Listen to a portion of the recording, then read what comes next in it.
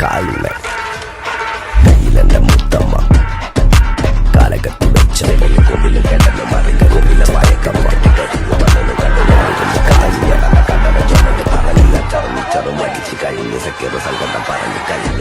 ഒരു മഴവില്ലഴകിൽ അണിഞ്ഞിരുങ്ങി കളിക്കളത്തിലേക്ക് എത്തിച്ചേർന്ന പടക്കുതിരകളായി യുവദർശന